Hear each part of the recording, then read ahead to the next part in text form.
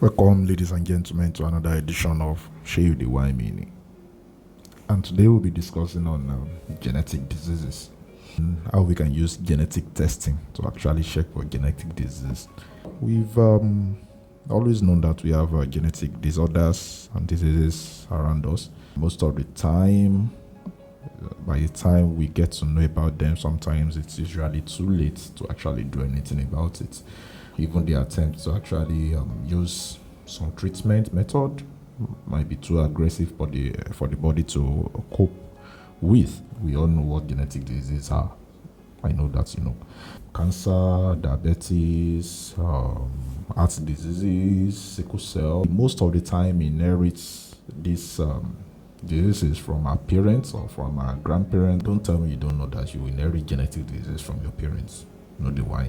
Let's look at the uses of genetic testing in genetic diseases first. But before you do that, how do you even know that you should go for genetic testing of genetic diseases? Take a look at your family tree or your generation and see whether there are some specific symptoms that are going on there.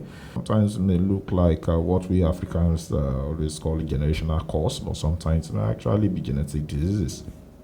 I know the why. I'm telling you the truth. You look whether there's an history of heart disease, whether there's an history of cancer, there's an history of diabetes within the family, somebody is having dementia. You can even check for some specific strange disorder, let's say occurrence of stillbirth. Then you'll be able to know that, this thing doesn't look normal. It's likely genetic in nature. Let's look at the use of genetic testing. What are the uses of genetic testing when it comes to genetic diseases? You can do newborn screening where you check for newborn when they are when you just give birth to them, whether they are having any gene that predisposes them to any genetic ailment. You can check for carriers. Maybe any of the parents or grandparents are actually carrying the gene, because sometimes the parents might not even show any sign of these genetic diseases. The gene might be recessive in them and might not be expressed at all. When it gets to the children, to get expressed. Prenatal diagnostic testing, where you can check inside the fetus.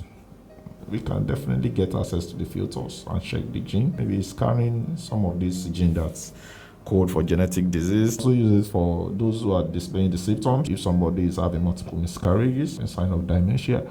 And lastly, check if you're suspecting that, since my parents are having this, my grandparents has this, is it possible for me to have it? I know the why you on top of this matter. I'm telling you the truth.